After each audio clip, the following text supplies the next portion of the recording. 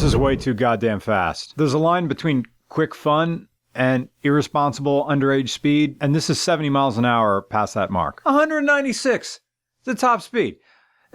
Principal, passing, grades, suck my dick. I don't care. We're doing this. Prime is giving this away. This irresponsible, relationship ending, mother crying, forced therapy. You're gonna win. You're gonna win, and mom's going to hide her eyes and cry, and dad, his face will get as grave as Grand Moff Tarkin, and he's just gonna walk back into the house. You're their kid, and you just rolled home with this. This is catastrophic power for you. You're a college freshman, and you wear your hoodie up in class, and now this? Someone's gonna win this. It's 3,840 pounds of problem. So fine, enter to win and lose your driver's license at primedriven.com. The road to hell is in the description. Cum is stored in the balls. Get fucked. Win me, mama, like a contest car. Win me, mama, I'm a GT-R.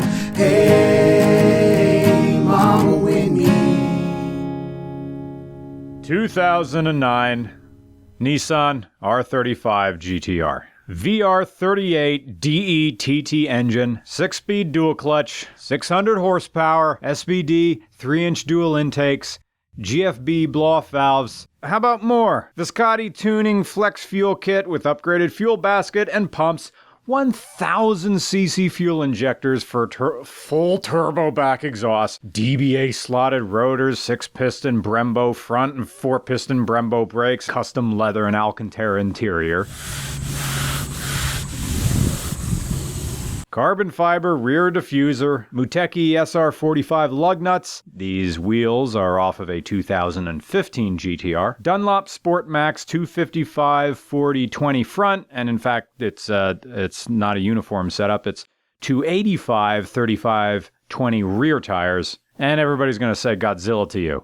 This was the first generation of Skyline Nada Skylines to come to the United States in 2007. And this is a 2009 model. And when that happened, we all got Nürburgring-shaped cock rings and high-fived and rolled dice to see who would bottom first and who would pick the music. But we can't invite Tommy Hartman. Fucking Tommy Hartman. He's gonna put on that Steve Miller Band song and do the wolf whistle as loud as he can. And I'm sorry, it just ruins the magic every single time. And we were all hyped for R35s for a New York minute until we heard whisperings that her older sister, R32, was coming to the party any minute now. The R35 was made to piss off Porsche and dunk on every 911 in the catalog around the Sacred Forest Ring. 7 minutes and 26 seconds. That's what the GT-R did. And Porsche threw a no fair and liar temper tantrum. Oh, and by the way, the GT-R also beat the Corvette ZR1, but General Motors didn't care because it bathes in home motor husband money then, now, and forever. So they don't care.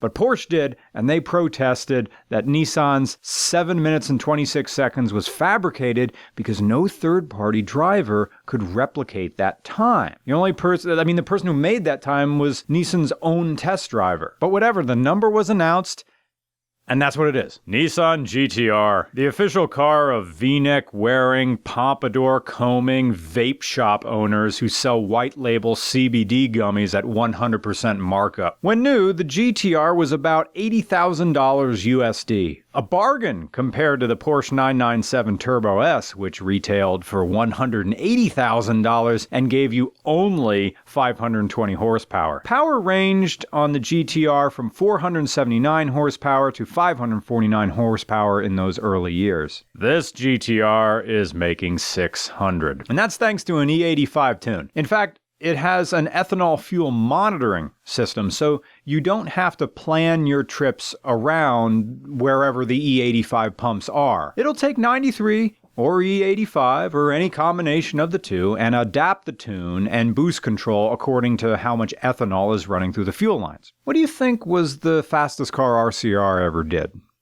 Dodge Demon?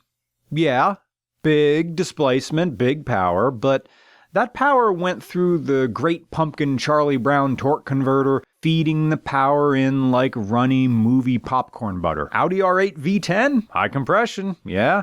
Naturally aspirated mid-engine V10? Maybe. Close, but the power hits hard, but as terrific as the R8 is, it really isn't scary. It's a sophisticated machine for tasteful folks who casually wear ties to coffee shops. Made-to-order Tesla? That kicks like George St. Pierre, but those electric motors spin out at 125 miles an hour or something rental like that, like a rental car speed. Callaway Corvette? I don't know, on paper maybe, but I had a dealer with me while driving, so I wasn't able to play. The R35, though... That's full throttle. God damn it. It's like a time machine. Yeah. There's a whole bunch of instrument readouts available. Number 1, fuel flow. Number 2, wing-a-ding-a gauges. Number 3, G-force and oil temperature. Number 4, boost and G-force. Number A, boost and bigger G-force. Number B, braking G-force. C, cornering and G-force. D, gear position. E, fuel economy. F, stopwatch. And G, notepad? And you are going to look at none of these gauges because your right pedal bends time. The GT-R is boost by gear. First and second gear have limited boost to save the all-wheel drive system and differential, but third gear through sixth gear let the two turbos run free, and from the driver's position you feel as if the car is accelerating exponentially. There is no skill in going fast in an R35. Mash and look as far forward as you can because whatever there is coming right at you. And for a moment you think it's you doing this. But the R35 is Bane brushing my cheek and asking me if I feel in charge. No, the computer is in charge. I'm just pointing this Tochigi bullet. This is the kind of Nismo power that messed up Clarkson's neck. It was also the deceleration. I got a feeling of that here. Brake test. 3, 2, 1. And on the subject of that British motoring show, remember when the boys were talking about how the common 155 mile per hour limiter was really to make performance cars economical? Because if legally the car could only go 155 miles an hour, then the manufacturer only had to install running gear to handle 155 and not 195? Yeah. The GT-Rs are unrestricted in America, so they do go 195, 196. So everything about this monster is built to remain stable at speeds greater than what a CRJ 900 needs to rotate. And you get all this with a 3.8 liter V6. While we're looking in the engine, there's a reason the battery and brake booster and cylinder are housed in little compartments. The wall between them and the rest of the engine bay is one big brace. More technology for keeping the car stable in high-speed corners. Same with the flush door handles and the tiny side mirrors. All GT-Rs are double clutches, and the gearbox is in the rear. And all of them clatter like Ducati's dry clutch. Like, don't worry, that's a sound they all make. The speed, though.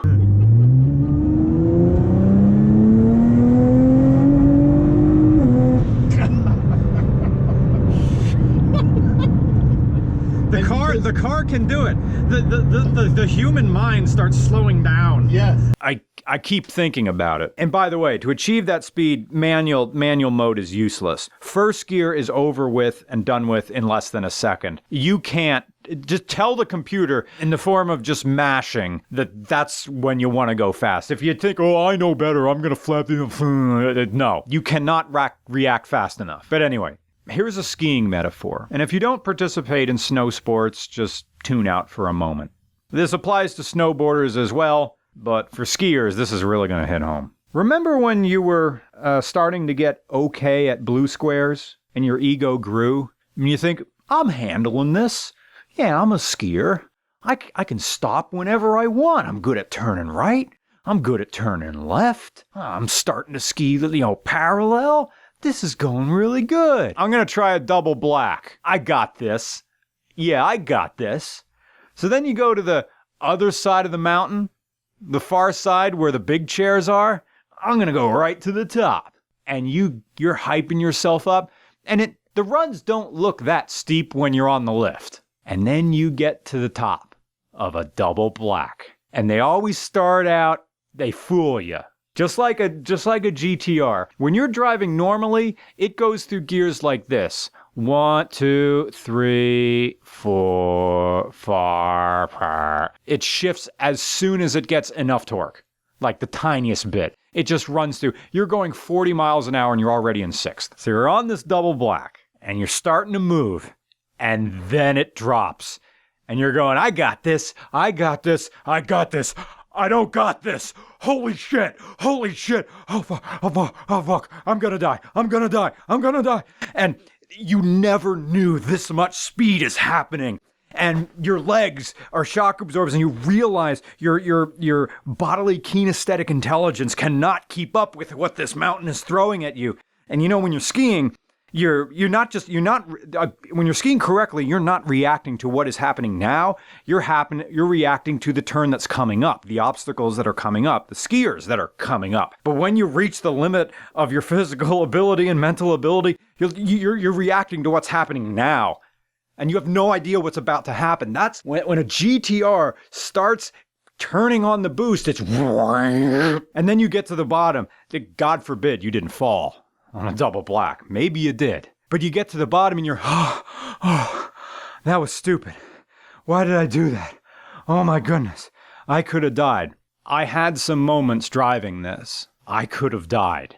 Thinking that I could just mash a GT-R and drive it. That's what it feels like. Win a 600 horse GT-R at primedriven.com to start. Hey, mama, win me. Link in description for a helping hand. Win this car and also win 10 grand. Hey.